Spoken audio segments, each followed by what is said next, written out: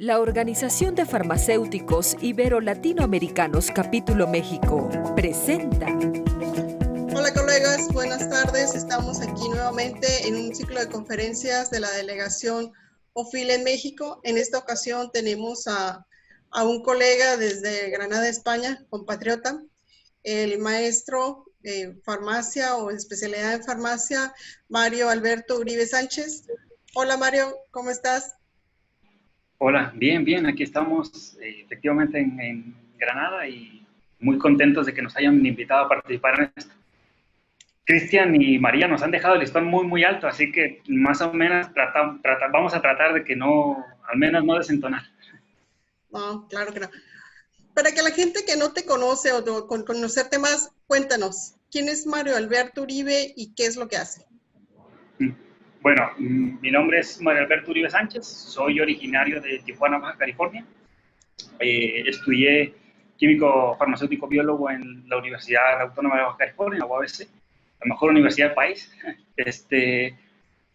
A partir de allí tuve cierto desarrollo profesional en el área de farmacia, más hacia la farmacia clínica, un poquito más en hospital, en Guadalajara, en la ciudad de Guadalajara. De ahí regresé a Tijuana, continué con desarrollo profesional en determinados hospitales en Tijuana. De ahí continuamos los estudios en el extranjero y continuamos los estudios yo hice un máster en especialización profesional en farmacia, orientado con especialidad en atención farmacéutica, en la Universidad de Sevilla, en el año 2015, y a partir del año 2017 yo ingreso al grupo de investigación en atención farmacéutica de la Universidad de Granada y a la cátedra de atención farmacéutica María José Faust Dader, y esto hasta la fecha, ¿no? Y a partir del 2018 ingreso al doctorado en farmacia asistencial. Un recorrido largo. ¿Por qué escogiste España para continuar con tus estudios? Mira, hicimos un análisis ciertamente exhaustivo, ¿no? No lo hice solo. Teníamos, con mi pareja, teníamos intereses en continuar nuestros estudios y estudiamos la posibilidad de estudiar en diversos países. Tanteamos en Sudamérica, tanteamos Chile, cuestión de precios, por supuesto que la educación en Chile es sumamente cara. Pero ya teníamos más o menos visualizado eso, específicamente la Pontificia Universidad Católica de Chile. Si continuamos con esta historia, vamos a ver que más o menos hemos caído ahí con Cristian, ¿no? Pero esa era una posibilidad, ¿no? Que después se descartó por cuestión de económica, ¿no? Después se analizaron otras partes. Yo intenté ingresar en Granada como primera opción. No tuve respuesta, eso es una realidad. Me aceptaron en Sevilla, estudié en Sevilla, ahí hice el máster. El máster es muy bueno, me gustó muchísimo. Ahora trabajo en Granada, también tienen un máster en atención farmacéutica que es muy bueno también, no tengo ninguna queja, son bastante similares a su plan de estudios. En mi máster en Sevilla pude hacer incluso una estancia tanto en una farmacia comunitaria como en un hospital. Yo estuve en el departamento de atención farmacéutica del Hospital Virgen del Rocío, entonces, como parte de mis estudios del máster, ¿no? Entonces, fue bastante enriquecedor, ¿no? Y por parte también de la farmacia comunitaria. Entonces, pero la aventura en España empezó en Sevilla y después recurrimos aquí en Granada. Sí. Oye, ¿y por qué farmacia comunitaria? Porque has comentado que estuviste en hospitalaria y pues todos conocemos que un poquito el desarrollo de la farmacia comunitaria aquí en Tijuana o en México no es tanto. Ahorita ya se está desarrollando quizá, pero en aquel tiempo que tú te fuiste pues estaba incipiente, ¿no? ¿Por qué te decidiste por farmacia comunitaria? Mira, no es que yo me haya decidido por farmacia comunitaria. Yo creo que esa pregunta está súper bien planteada porque realmente parecería que sí. Sin embargo, yo no descartaría ningún área de trabajo, ¿no? Nosotros nos estamos enfocando a la parte de los servicios farmacéuticos asistenciales y a la parte de atención farmacéutica. Mi formación va orientada a ese camino. y esta la puedes desarrollar perfectamente tanto en la farmacia comunitaria como en la hospitalaria.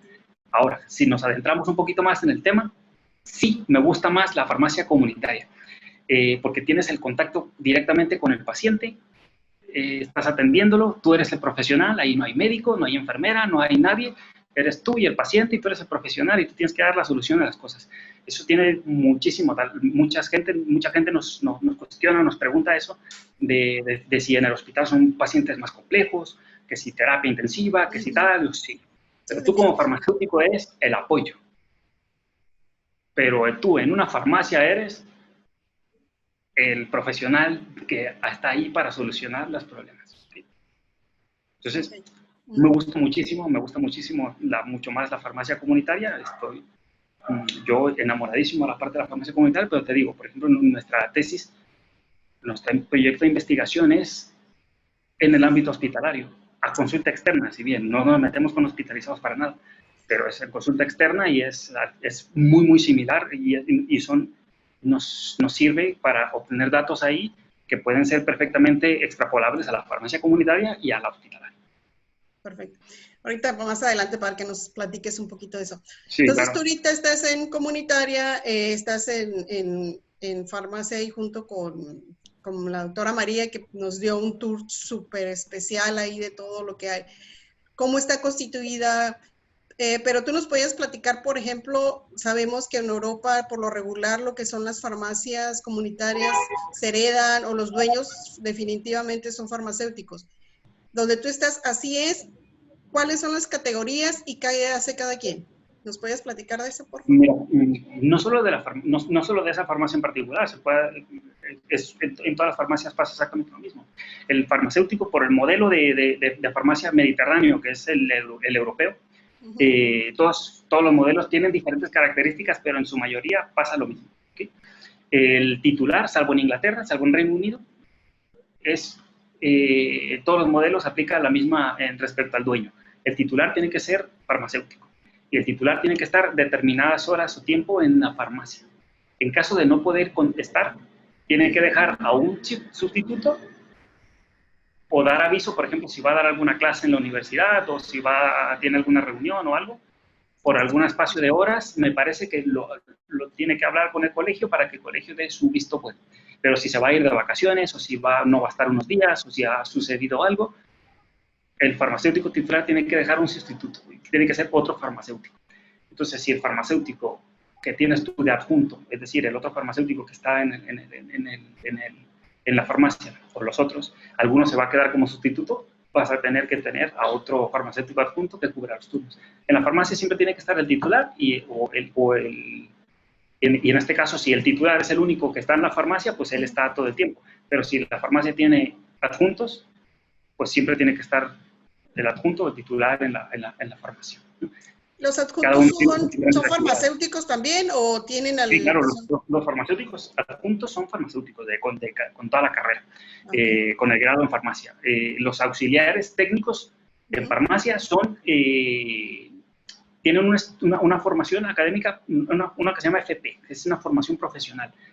Sus estudios varían entre 1 o 2 años, dependiendo de la academia en la que salgan. No son estudios universitarios, es como un pasito antes, para que me entiendas un poquito más, como los técnicos en análisis clínicos que hay en México, que tienen una formación en los preparatorios entre 2 y 3 años, pues más o menos es algo similar, ¿no? Se termina el bachillerato y hacen una formación profesional, como en Estados Unidos el college.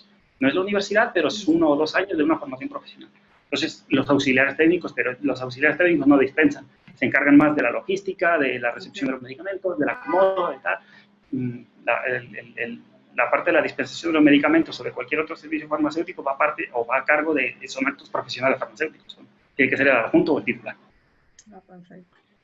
Oye, también nos platicaron o estuvimos viendo en el video que nos proporcionaron de la farmacia donde están ustedes laborando, lo que son los SPD. ¿Nos puedes hablar un poquito más de eso? ¿Y a qué pacientes? Porque, no sé, queremos que se hace a todos los pacientes o requieren algún tipo de patología para que se les haga esa personalización o ¿a qué se debe? Sí, el servicio de dosificación personalizada, el SPD, se da a determinado grupo de pacientes, no para todos. Es generalmente pacientes mayores, crónicos, que tengan algún problema con falta de adherencia, ¿no? Y que la solución sea por parte de ese servicio. Se da a través de la farmacia, a una residencia de pacientes de personas con alguna problema, discapacidad o de residencias de adultos mayores. Entonces, va dirigida más o menos hacia esas personas, ¿no? Los colegios farmacéuticos logran conciertos, logran hacer determinados convenios con las residencias para que tú como farmacia puedas atender a esa población. Entonces, tú les preparas su medicación, por semana le entregas a los enfermeros de eso lo hace la farmacia, le entrega esa medicación, determinada fecha para la medicación de 7 días. Entonces se van entregando así a esos pacientes. Y los enfermeros administran la medicación en las residencias. Entonces, pero eso es un servicio que presta la farmacia a las residencias. Ok. Pues es muy cómodo, ¿no? Para los enfermeros de las residencias porque ya se los da. ¿Aplicaría para los pacientes COVID? Sí, claro. Sí podría aplicarse a ese tipo de pacientes. Se da la medicación ya preparada para su administración. Sí, sí. Sobre todo cuando hablamos de tabletas, cápsulas, etcétera. Si hay medicación que vaya fuera que se llama medicación especial, que va fuera de lo que es el SPD, también se entrega, pero no se entrega dentro de lo que es el aparatito, ¿no? Se entrega aparte, pero al mismo tiempo. Entonces, esa medicación se puede entregar perfectamente a pacientes con COVID, ¿no? Y no solo a mayores, ¿no? Pacientes que por su cuenta se les ofrece ese servicio, a pacientes que aceptan, se le puede hacer perfectamente, no tiene que ser una paciente mayor, basta con ser paciente crónico que tenga esa facilidad para llevar su medicación, porque en realidad ayuda bastante, está separado por horarios, está perfectamente acomodado, cuál es el lunes, martes, miércoles, jueves, viernes, sábado, domingo, en la mañana, en la tarde, en la noche, y incluso hasta antes de desayunar, después de desayunar, antes de comer, después de comer, antes de cenar, después de cenar. O sea, está perfectamente estructurado para que tú lo veas. En cuanto lo ves, está muy amigable. Lo ves y sabes qué hacer. Sí, pues 100% de herencia terapéutica. ¿Todas las farmacias comunitarias hacen eso o algunas nada más están con ese programa? No, mira, los servicios farmacéuticos tienen esa característica. No todas las farmacias son candidatas a tener todos los servicios. Okay. Eso dependerá ya de la farmacia, en el barrio en el que esté, en la zona en la que esté, para ver si tienes, bueno, en este caso la farmacia cuenta con ese convenio con una residencia y está cerca, etc. Entonces, tiene esa facilidad para hacerlo, pero hay farmacias que están en un barrio más joven, por ejemplo, tienen estudiantes y etc. Entonces, los servicios van a variar conforme a ello. Hay farmacias en las que están en un barrio con mucha gente joven, estudiantes, etcétera, y tienen servicios de nutrición deportiva, otro tipo de servicios. Entonces, no vas a poner algo que vaya a pacientes crónicos, pero si tú estás en un barrio en el que la población es mayor, hay mucha gente mayor, o estás cerca de un centro de salud, pues servicios que vayan a pacientes crónicos como seguimiento, como SPD, como adherencia, te vienen un poco mejor. Entonces, las farmacias tendrán en mayor o menor medida determinados servicios conforme esté también en su entorno. O sea que definitivamente se adaptan a las necesidades de la comunidad y eso es sí, bueno. Claro. Y eso estamos hablando de aquí de Granada, pero porque te doy un ejemplo nada más. Si hablamos de una farmacia, por ejemplo, en Málaga, que están frente a la playa, las características son distintas. Mucho turismo, sobre todo inglés, entonces las características que tiene el farmacéutico allí te van a pedir a ti que como farmacéutico tengas mucho eso de ventas, de indicación farmacéutica, dermofarmacia, cuestión de protectores solares, etcétera. Entonces, que hables inglés o alemán, porque se viene mucho turismo de esa parte. Entonces, las características de la farmacia van a condicionar casi siempre los servicios que van a implantar y las características del farmacéutico que requieren para esa farmacia. No es lo mismo, te repito, en un barrio con gente mayor que por ejemplo, frente a la playa en Málaga, que es muy, muy distinto. Pues trabajar de una farmacia a otra te cambia todos los sectores. Pues qué bueno. En cuanto ahorita que hay desconfinamiento, vamos a hablar un poquito a COVID. ¿Cómo han tenido sus pacientes? ¿Volvió a un repunte? ¿Les ha aumentado? ¿Se ha mantenido? ¿Y las medidas de seguridad continúan? Mira, las medidas de seguridad siguen siendo las mismas. Los farmacéuticos utilizan mascarilla en todo momento. Algunos la careta de facial que se tiene por encima de la mascarilla, guantes, se tiene una mampara que maneja la distancia entre el paciente y el farmacéutico. Ahora ya se puede estar tomando la presión, se puede ya estar teniendo un poquito más de cercanía, pero durante lo que fue el confinamiento no se podía. De hecho, en las farmacias se atendía por la parte de la custodia, por la parte de afuera, entonces no había ese contacto farmacéutico-paciente. Ahora ya se está retomando poco a poco, pero siguiendo las medidas preventivas establecidas que te da el colegio, que te da CEPAC, que te da Sanidad. Pero sí se respetan todas las medidas, ¿no? Te digo, ¿pero aumentaron ahorita o se han mantenido los pacientes? ¿Cómo lo han visto ustedes en su farmacia? Mira, los pacientes, no sabría decirte exactamente si ha habido más o menos. Los repuntes o los pacientes que se tiene bajo sospecha de que puedan llegar a tener, se derivan directamente a los centros de salud. En la farmacia se hace cribados, una serie de preguntas, y si hay sospecha se hace la derivación del paciente a su centro de salud. En la farmacia se entrega la medicación habitual y ya está, ¿no? Los pacientes más o menos en cantidad pueden ser, yo creo que la misma, ¿no? Ahora, si hay rebrotes o no, en diversas zonas de España, entre ellas Granada, ha habido ciertos rebrotes en ciertas zonas, pero eso ya va más allá de la atención que puede dar un farmacéutico o no en la farmacia. Eso ya es cuestión de los aspectos de la ciudad y las concentraciones determinadas de muchas personas en reuniones. Me parece que hubo un rebrote en cuestión de un velorio, mucha gente, abrazos, y se dio un poco de ahí. Los bares, este tipo de cosas, ¿no? Y te repito, la atención que se da generalmente es a través de los centros de salud, la atención primaria del hospital. Muy bien. Okay, retomando un poquito lo de que hablábamos de la atención farmacéutica, ¿a qué se refieren? Danos un poquito más de lo que es ese término que a veces confundimos o tenemos definiciones variadas. Bueno, la atención farmacéutica está dirigida a que todas nuestras acciones vayan dirigidas al paciente, no al medicamento. A eso nos referimos siempre con la atención farmacéutica. Cuando todas nuestras actividades las centramos en el paciente. Ahora, en mayor o menor medida habrá diferentes servicios. Está muy ligado la parte cuando hablamos de atención farmacéutica con los servicios farmacéuticos asistenciales o la farmacia asistencial, ¿no? Entonces tenemos que dejar siempre muy en claro que los servicios de atención farmacéutica son dispensación, indicación y seguimiento, y sobre todo en ese orden. Y cuando hablamos de los servicios farmacéuticos asistenciales, ya no solo hablamos de los servicios de atención farmacéutica, sino hablamos ya de adherencia, hablamos de nutrición, hablamos por ejemplo, el mapa YAMPA, que es la evaluación de vida cardiovascular, tomar la presión, etcétera, ¿no? Entonces, algunos tienen la dispensación de metadona, otro servicio que está es el intercambio de jeringuillas. Entonces, pues hay diferentes servicios, ¿no? Pero te digo, todo eso tiene como sí, cuando hablamos de atención farmacéutica, de farmacia asistencial, hablamos de esas actividades que sin descuidar las partes administrativas, las partes que van dirigidas al producto, pero hablamos específicamente de la parte que nos centra en el paciente. Pues sí, más específico, pues gracias por apoyarnos en ese aspecto.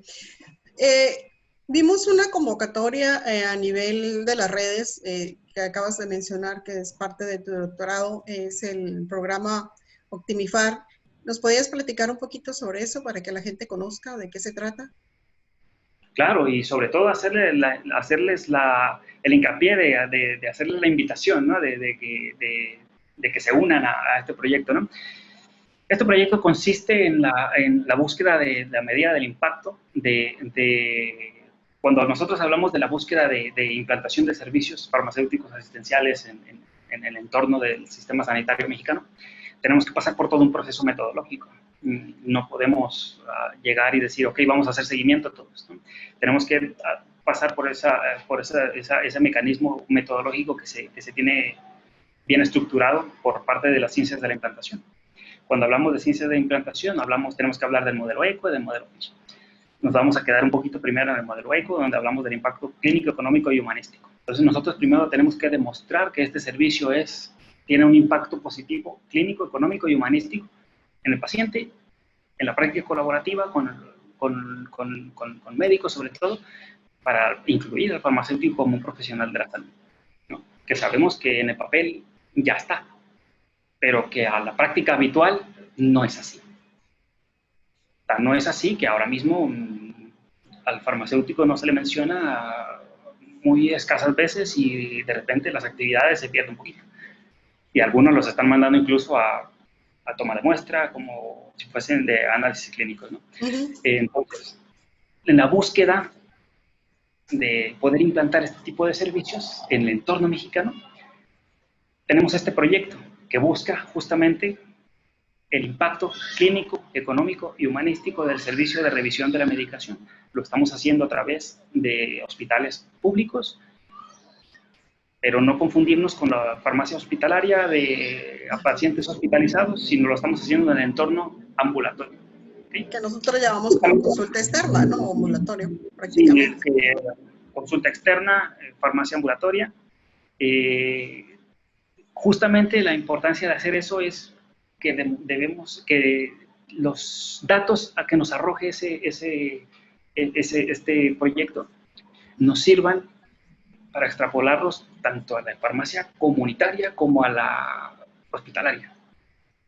Entonces tenemos bastante en juego en esto de mostrar, ¿no?, realmente lo que implica el farmacéutico y sobre todo hablando del servicio de revisión de la medicación.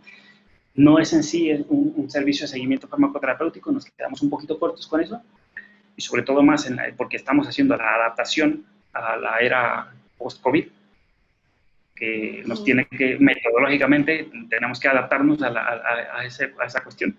Entonces es muy complejo hacer que pacientes, porque justamente con los pacientes que lo pretendemos hacer, son los pacientes más vulnerables, adultos mayores a 65, crónicos, polimedicados, diabetes, hipertensión. Entonces son los pacientes vulnerables a contraer la enfermedad y tener complicaciones de COVID, ¿no?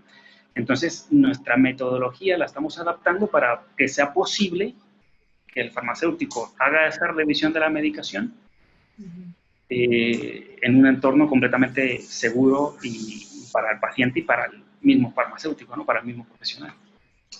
Entonces estamos bastante emocionados de tener este proyecto en puerta, ¿no? Ya tenemos ciertos resultados, ciertos manejos con un pilotaje que ya hemos realizado, del cual nos brindó muchísimas herramientas más para establecer la metodología acorde sabemos que tenemos un sistema sanitario muy peculiar, donde la atención primaria, el primer nivel es de una manera, el segundo nivel es de otra, el tercer nivel es de otra, y nosotros estamos tratando de tomar hospitales de los tres niveles. Y cada uno tiene sus propias características, entonces estamos desarrollando una metodología para que se pueda realizar en cualquier nivel. Entonces, es justamente lo que estamos haciendo, ¿no?, tratándonos de adaptar al entorno, al farmacéutico y al sistema de salud. Entonces, todo eso implica, ¿no? Entonces, me gustaría animarles si son farmacéuticos que están en un hospital público de primero, segundo, tercer nivel, tienen consulta externa, tienen atención a pacientes mayores de 65 años con algunas patologías crónicas como diabetes, hipertensión, etcétera, que si quieren sumarse a la causa, estamos por iniciar la formación, estamos todavía en proceso de reclutando hospitales, reclutando farmacéuticos, y pronto empezaremos ya con el proceso formativo, ¿no? Que el proceso formativo es muy, muy exhaustivo, muy completo, ciertamente intenso, pero es muy, muy, muy bueno. Es completamente, es bastante clínico. Nos apoya el doctor Fernando Martínez, nos apoya la doctora María Fernández Rodríguez, nos apoya el doctor Cristian Plaza, nos apoya el doctor Alan Ruiz, nos apoyan otros docentes de diversas universidades. Entonces, tenemos un gran equipo formativo. Entonces, es bastante enriquecedor, ¿no? Tanto para los pacientes como para el sistema, pero también para los mismos farmacéuticos, ¿no? Que se llevan una grandísima formación y una participación, y que implica mostrar resultados en su entorno de trabajo. Los resultados al final son para todos. Nuestra idea es poder establecer una metodología mexicana. Más que nada para el paciente, ¿no? Porque ahí el que se va a beneficiar, porque definitivamente estás hablando de pacientes con múltiples patologías y en México, desafortunadamente, nuestra población es diabética, hipertensa, pues tenemos demasiadas comorbilidades. Esperemos que sí haya eco en los hospitales. Yo creo que sí está interesante, tienen un gran equipo que los está apoyando y pues parece que no, pero el tiempo se nos fue bien rápido. Hicimos un buen tiempo, no sé si quieras a despedirte, decir algo más a nuestros colegas que nos están viendo y a ti pues obviamente agradecerte la disposición, sé que es difícil los tiempos en diferentes países, pero pues gracias por sumarte a este tipo de entrevistas que estamos haciendo precisamente para que se conozca pues todo lo que está haciendo el farmacéutico y el farmacéutico a nivel ibero-latinoamericano, ¿no? Y que pues tenemos nuestra homologación y algunas cosas no, pero aprovechar las experiencias de cada uno y ver qué nos puede aportar en el día a día, más que nada para los pacientes. Alberto, ¿algo que nos quieras decir? Sí, claro, yo solo, mi intención es animarlos a que continúen preparándose, a que continúen formándose, estudiando. Es una carrera, la parte farmacéutica es muy, muy bonita, muy, muy intensa, pero también hay que estudiar muchísimo, que nosotros siempre tenemos que tener visualizado que farmacia debemos lograr en México que sea a la par de medicina, a la par de enfermería y con todo lo que implica, lo legal, lo normativo, pero también la formación. Y si estamos hablando de que el farmacéutico en México no podemos quedarnos cojos, ¿no? Necesitamos tener un grado de formación o de preparación a la par. Si estamos hablando con cardiólogos de cardiología, no podemos llegar sin saber, sin tener una formación en esa área. Si vamos a hablar con oncólogos de oncología, tenemos que tener una formación en esa área y si vamos a hablar como farmacéuticos de hospital, tenemos que tener una formación hospitalaria. Si vamos a hablar como farmacéuticos comunitarios, tenemos que tener una formación comunitaria, que más allá de una o la otra, es toda una profesión con múltiples salidas profesionales, pero que cada salida profesional implica una formación, ¿no?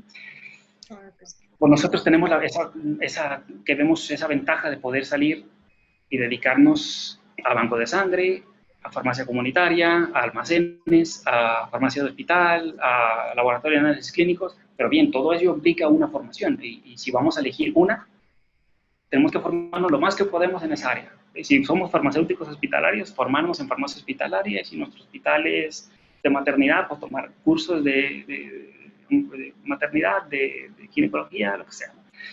Si estamos en un trabajo en un hospital oncológico, pues formarnos en ello, hay muchísimas formaciones. Ahora mismo sabemos que no es lo mismo la formación presencial que online, ¿no? Pero los tiempos han cambiado un poco, la nueva normalidad implica eso y hay muchísima formación que la podemos tomar online, ¿no? Muchísimos cursos, muchísimas pláticas, muchísimas charlas. Aprovechar muchísimo que hay cursos o charlas de la FIB, hay cursos, charlas como por ejemplo ayer que Cristian nos brindó una de adherencia desde Chile, a veces hay de aquí de España, el CEFAC tiene muchísimos cursos de formación continua para los farmacéuticos de farmacia comunitaria que los podemos tomar nosotros, la información la podemos utilizar en nuestro ámbito laboral. Entonces, yo lo único que les hago mención es a eso, ¿no? A que estudiemos, a que nos formemos lo más que podamos en nuestro entorno laboral y llegar hasta donde tope, ¿no? Para llegar a tener ese grado de especialización que se tiene en enfermería y que se tiene en medicina, ¿no? Poder hablar de tú a tú y es muy complejo hacerlo sin una formación que vaya a la par, ¿no? Entonces, yo lo único que les animaría es eso, ¿no? A siempre seguir estudiando, seguir formándose. No necesariamente tienen que hacer una especialidad, curso, doctorado, o máster o maestría, o sea, ¿no? Pero siempre estar en formación constante, actualizándose y estudiar mucho, ¿no? Y bueno, muchísimas gracias por la invitación. No, pues gracias por la atención. Nuevamente, a nombre de la Delegación OFIL de México, te agradecemos y esperamos contar contigo nuevamente y pues estaremos en contacto, ¿no? Obviamente esta charla la van a ver muchas personas y esperemos que les guste. Alberto, nuevamente gracias y nos vemos hasta pronto. Muchísimas gracias a ti. Adiós. A nombre de la OFIL Delegación México, agradecemos su compañía y esperamos verlo en la próxima entrevista.